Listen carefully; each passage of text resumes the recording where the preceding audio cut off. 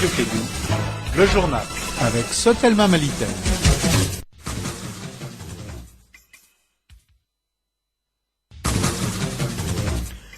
Nous sommes lundi 1er juillet de l'an 2015. Bonjour à toutes et à tous et bienvenue dans cette deuxième édition des Kédougou Info.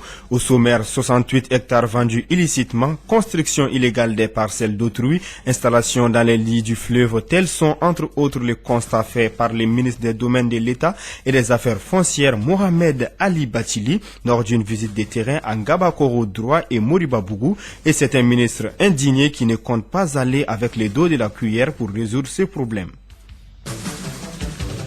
Vous aurez les conseils du docteur Traoré Seydou Sori du Centre de lutte contre le diabète à l'endroit des diabétiques de type 1 dont il est formellement interdit de jeûner. Il sera également question de l'actualité internationale dominée par les ras-le-bol des soldats burkinabés du régiment de sécurité présidentielle qui demandent la démission du premier ministre Yacouba Isaac Zida ainsi que tous les militaires du gouvernement de transition. Les concertations sont en cours en vue de trouver une solution.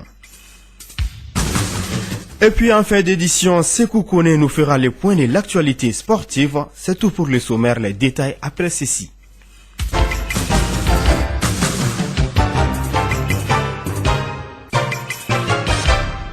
Une fois de plus, bonjour à toutes et à tous et bienvenue dans cette édition. Tout d'abord, pour des raisons de calendrier, la journée de l'enfant africain a été célébrée hier à Bamako au Centre international des conférences de Bamako en présence du président de la République Ibrahim Boubacar Keïta. 25 ans après l'adoption de la Charte africaine du droit de l'homme et du bien-être de l'enfant, accélérons les efforts collectifs pour mettre fin au mariage précoce des enfants en Afrique. Tel était le thème du 39e anniversaire du massacre des enfants de Soweto en Afrique du Sud en 1976. Dans son intervention, la présidente du Parlement des enfants a souligné l'importance de cette journée, non seulement pour se souvenir des enfants tués à Soweto, mais aussi pour attirer l'attention des autorités et des parents sur les cas de violation de certains de leurs droits fondamentaux. Quant au ministre de la Promotion de l'enfant et de la famille, elle a salué le choix d'un thème qui vient renouveler l'engagement des dirigeants africains à garantir un développement harmonieux des enfants qui constituent la force et le devenir du continent. Parlons à présent d'insécurité, attaques terroristes au sud du Mali. On en parle toujours après le nord. Les djihadistes ont désormais dans leur viseur le sud de notre pays. Du moins, c'est ce qu'on constate depuis un certain temps, notamment après l'attaque par Ansardine ce week-end des localités de Nara à Koulikoro et de Fakula dans la région de Sikasso. Quelle lecture devrons-nous faire de cette situation? Mahamadou Khan a pu joindre au téléphone le chercheur Abdoulaye Niang du Centre d'études stratégiques Séné. Maintenant, c'est, si vous voulez, l'organisation d'État islamique fait face à une coalition de nations qui prive les populations de leurs moyens de subsistance. Et là, Ansardine du Sud va aller à leur recherche parce que là-bas, ils peuvent se fondre dans la population parce que simplement, Ansardine devient une source alternative d'emploi, alternative de retenir de la richesse. Et vous n'êtes pas sans savoir que quand on les dépossède de eux, ils vont vers l'immigration économique. Bon, les gens de Caille vont tenter d'aller en France, mais ceux qui sont de la situation vont vers la Côte d'Ivoire. Il y a ceux qui vont vers l'Europe et qui s'arrêtent à le Sahara. Mais ils peuvent rejoindre facilement l'incubateur, ils font des fois 6 mois, 1 an, avant de trouver les moyens d'aller en Libye. Ou bien, même si pas en Libye, ils peuvent rester là-bas pendant un temps avant d'aller. Donc, pendant cette période-là, ils sont très vulnérables et ils se soumettent à l'incubateur du djihadisme. Le chercheur Abdoulaye Niang du Centre d'études stratégiques Séné, il était au micro de Mahamadou Khan. Sur le même registre, le gouvernement malien veut aller vers une sécurité transfrontalière avec ses voisins ivoiriens et mauritaniens dans un premier temps avant d'élargir aux autres pays frontaliers. À présent, écoutons l'avis de la population par rapport à ces attaques. Je condamne fermement les différentes attaques qui sévissent aujourd'hui sur le territoire malien. Il faut qu'on ait un État fort. Moi je pense que l'État est laxiste. franchement. Donc on est en train de baser toute notre sécurité sur le nord, alors que dans la partie sud et l'ouest aussi, on doit être vigilant dans ces côtés aussi, parce qu'apparemment ces gens-là, ils ont changé de stratégie. Parce qu'ils ont su qu'on a toute notre vigilance sur le nord, et ils sont en train de contourner maintenant pour aller vers le sud. Donc il faut qu'on ait un état fort. Je suis contre toute forme de violence. Si nous regardons l'homme dans notre prédisposition naturelle, conditionné à vivre dans un monde de paix. Mais si ces gens se relèvent au nom d'une religion donnée pour s'aimer le désordre, s'aimer le conflit, c'est-à-dire une crise psychologique, c'est les gens au nom d'une religion. Moi je suis contre cette vraiment vision du monde. Parce que moi je pense que quand on parle de religion, on parle d'amour, on parle de paix. Mais se servir de la religion pour tuer les autres ou imposer une violation psychologique ou physique, là, moi je ne suis pas pour cette vision du monde. Tous les terroristes, et je n'étais pas du tout surpris de leur attaque. Leur attaque qui a eu à faire certains morts de notre côté, mais l'armée a bien su réagir par rapport à eux. Je crois que les autorités maliennes devraient être plus sur les gardes. Ils devraient se mettre. C'est un problème qui fait peur à toute la communauté malienne. Mon souhait le plus ardent, c'est que nos autorités, je veux dire les membres du gouvernement de ce pays, doivent vraiment s'investir pour pouvoir instaurer la paix dans notre nation. Ces soi-disant terroristes qui se cachent parmi les buissons et qui attaquent l'armée, je ne sais pas pour quelle raison, qui attaquent les gens, qui font des orphelins, qui font des vœux. Vraiment, je ne sais pas pourquoi ils font ces attaques. Donc les autorités doivent savoir que ces gens-là, ils sont en train de nous signaler leur présence. Ça fait plusieurs fois qu'ils font les attaques et qu'ils signalent leur présence. Les autorités doivent essayer de plus déployer l'armée pour que l'armée soit sur prête sur tous les horizons. Sur un autre chapitre, des propositions pour les chantiers de mécanisation et d'aménagement des terres agricoles dans la zone Office du Niger, le comité de suivi du contrat plan entre l'État, l'Office du Niger et les exploitants agricoles s'est réuni hier mardi à Bamako. Les centres de mécanisation qui portent conseil auprès des exploitants et l'aménagement des 300 hectares de terres cultivables ont été réalisés et la poursuite des chantiers en cours est nécessaire selon le président du comité de contrat plan Sidiki Traoré. Il est au micro d'André Traoré.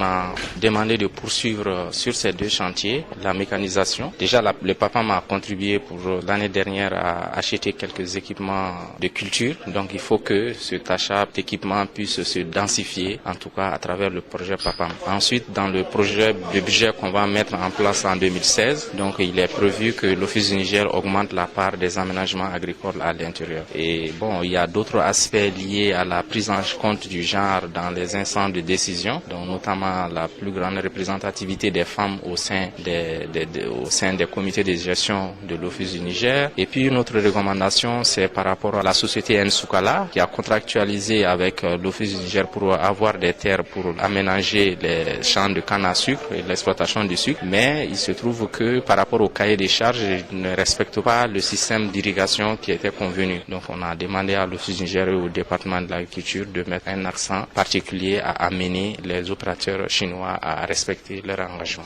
Le président du comité de contrat plan, Sidiki Traoré, il était au micro de André Traoré. Mercredi 1er juillet, Clédou Info, 2e édition.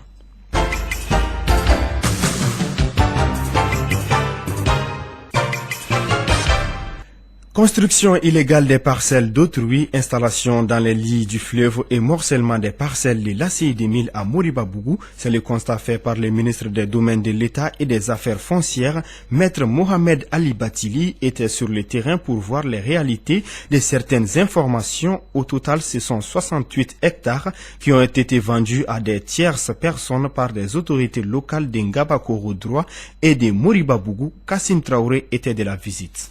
Mieux vaut voir une fois que d'entendre 100 fois en se rendant dans les communes de Moribabougou et Ngabakoro droit. C'est ce que le ministre des Domaines et des Affaires foncières a fait, Mohamed Ali Batili. Je ne peux pas comprendre que ces terrains dont le ministre a dit qu'il fallait dégager toutes les constructions, qu'il fallait même démolir en cas de nécessité. Lorsqu'on construit alors qu'on n'y a pas droit, tous les jours on fait une infraction continue successive. Au besoin, nous poursuivrons au pénal et les propriétaires et les autorités qui leur ont donné ce terrain à notre insu. Selon le maire de Ngaba-Korodroua, le ministre des Domaines et des Affaires foncières fait des actions spectaculaires. Malik Keïta. Lui, il est en train de parler de 4 hectares ici. Il y a un cas de plus de 700 hectares occupés par une dame. On a signalé par tous les cieux. Ils n'ont rien dit. Et le ministre des Domaines, il est là, il connaît. Il connaît cette situation, il n'a rien dit. Aujourd'hui, il ne faut pas polémiquer. Les actions spectaculaires n'ont jamais résolu le problème foncier. L'agent de cession immobilière ACI est aussi victime d'un morcellement anarchique. Oumou Traoré, directrice adjointe de l'ACI. Nous avons laissé une voie pour dégager l'emprise du marigot. Je trouve qu'il y a des autorités qui ont morcelé non seulement l'emprise du marigot, ils sont rentrés carrément sur le site de l'ACI alors que nous avons matérialisé notre site par rapport à l'emprise par une voie.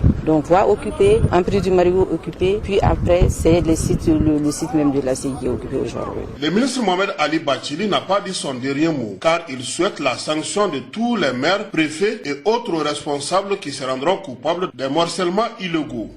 Vous venez de l'entendre, les maires de Ngaba-Korodroua affirment que les ministres des domaines de l'État et des affaires foncières fait du spectacle. La réplique du ministre Mohamed Ali Bachili a été automatique. Nous l'écoutons. Je rendrai compte au ministre de l'administration territoriale. S'il faut suspendre, il faut les suspendre. Parce que franchement, je trouve qu'ils n'ont pas respecté ces instructions. Tout le temps, c'est des paysans qui viennent dire qu'ils sont arrêtés. Parce que en ce début d'hivernage, ils ne peuvent plus toucher leurs terres par le fait de ces maires et de ces préfets qui ont donné des papiers à tout le monde. Ils sont en prison partout. Mais ceux-là qui violent aux yeux su de tout le monde, en plein jour, flagrant délit de construction illicite sur des propriétés d'autrui, personne ne les interpelle. Les forces de l'ordre, il n'y en a que pour les paysans. Arrêtez ça. L'État doit maintenant retrouver son sens et sa vocation de justice sociale pour tout le monde. Le terrain de l'ACI, oui. Vous avez vu les servitudes. Ils ont construit à 1 mètre des berges du fleuve. Ils ont parfois construit carrément dans le lit des fleuves. Moi, je me demande à quoi ça sert une autorité municipale qui ne voit pas tout ça. Et en cas de dégâts de pluie forte, ces eaux-là qui ne peuvent pas passer parce qu'on leur a bouché l'accès au fleuve vont tuer des gens dans des quartiers pauvres plus hauts. Et tout le monde va dire l'État n'a rien fait. Maître Mohamed Ali Bachili, ministre des Domaines de l'État et des Affaires foncières.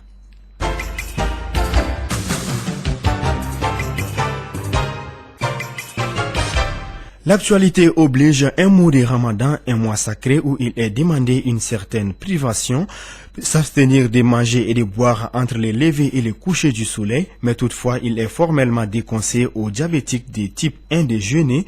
C'est l'avis du docteur Traoré Seydou Souri du Centre de lutte contre le diabète. Nous l'écoutons au micro de Kassim Traoré. Un diabète de type 1, on vous déconseille carrément et formellement, il est formellement interdit aux diabétiques de patients, formellement interdit aux patients qui souffrent de diabète de type 1 de chez nous. Mais c'est vraiment si ces patients insistent contre l'avis médical, alors nous demandons, n'est-ce pas, de suivre le conseil du médecin qui est chargé de lui expliquer quelles sont les conséquences et risques qu'il accourt quand il va gêner, que ce soit ces conséquences ou risques à court, moyen et long terme. Alors donc ça c'est vraiment leur cas. Mais il y a des diabétiques de type 2 qui peuvent gêner, mais ceux-là aussi, c'est à des portions vraiment réduites parce que les conditions sont là. La première des conditions, c'est d'avoir un diabète équilibré 2-3 mois avant le mois de carême. Un diabète équilibré, c'est-à-dire avoir une glycémie à jeun. Quand vous vous levez le matin, vous faites un contrôle avec la machine qui permet de traiter le diabète pour que les intellectuels. Au réveil, le patient est entre 0,70 et 1,26 g et cela 2 à 3 mois avant le mois de carême. Alors ça permet de faire un peu le réchauffer si les 3 mois passés par rapport au chiffre glycémique diabétique. Merci Dr Traoré Seydou Souri du Centre de lutte contre le diabète pour toutes ces précisions. Et pour ceux qui sont en jeûne, le coucher du soleil est prévu pour 19h temps universel. Le groupe djihadiste Ansar Dine a revendiqué hier les 2 attaques perpétrées le week-end dernier à Nara et Fakoula et a menacé de s'en prendre à la Mauritanie et à la Côte d'Ivoire. Ansar Dine, qui signifie défenseur de l'islam, dit avoir puni les ennemis de l'islam. À Abidjan, cette menace est prise au sérieux par la population qui demande aux autorités de faire preuve de plus de vigilance. Transition toute trouvée pour aborder l'actualité internationale. Les concertations continuent en vue de trouver une solution à la nouvelle crise entre le premier ministre burkinabé Yacouba Isaac Zida et les soldats du régiment de sécurité présidentielle après avoir manifesté leur mécontentement dans la nuit du lundi par des tirs en l'air dans leur caserne. Les soldats exigent la démission du premier ministre ainsi que celle de tous les autres militaires du gouvernement de transition. Le président Michel Kafando a entamé une médiation entre les deux parties.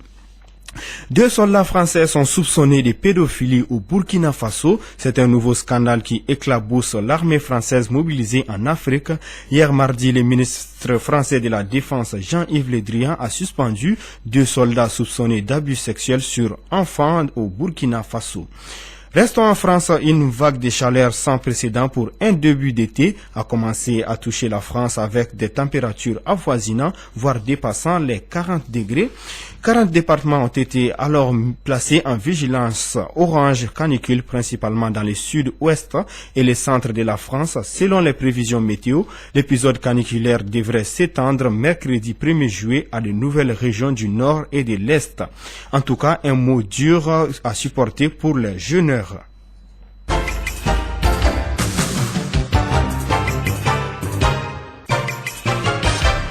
Place à présent à l'actualité sportive avec moi dans ces studios, Sekou Kone. Sekou, bonjour. Bonjour Aruna, bonjour à tous. Sport football, le match en retard de la 17e journée du championnat de Ligue 1 a été disputé hier. Au stade Modibo Keïta, le stade malien de Bamako a assuré le service minimum 1-0 face à l'AS Real. L'unique but des Blancs porte la signature de Abdoulaye Sissoko à la 90e minute. À noter que le stade a évolué à 10 en seconde période suite à l'expulsion de son défenseur Bourama Koulibaly à la 42e minute. En Copa América 2015, l'Argentine rejoint le Chili en finale. Un an après avoir perdu la finale de la Coupe du Monde 2014 perdue face à l'Allemagne 1-0, les Argentins vont tenter de remporter un titre qui leur échappe depuis 1993. Au compte de la deuxième demi-finale disputée, hier, Argentine a étrié les Paraguay par le score sans appel de 6-1. Les Paraguay peuvent se consoler avec la 3e place qu'il jouera contre le Pérou ce vendredi à la veille d'une finale explosive entre l'Argentine et le Chili, les deux équipes les plus séduisantes et offensives du tournoi. Sekou Kone, enfin, Coupe du Monde féminine Canada 2015, les États-Unis décrochent une place en finale. C'est là grâce à leur succès 2-0 sur l'Allemagne au compte de la première demi-finale disputée hier. Les Américaines affronteront en finale le vainqueur de la deuxième demi-finale qui oppose ce soir à 20h temps universel l'Angleterre et le Japon tenant du titre. Merci Sekou Kone pour toutes ces informations sportives et c'est ce qui met terme à cette deuxième édition des Clés de Info. Présentation Arunaba, mise en onde Fatou Fall. Je passe les relais à 14h à Oumoudamele pour les autres informations, mais retrouvez tout de suite notre magazine sportif avec Sekou Kone, Ousmane Traoreman et Djibril Kaba.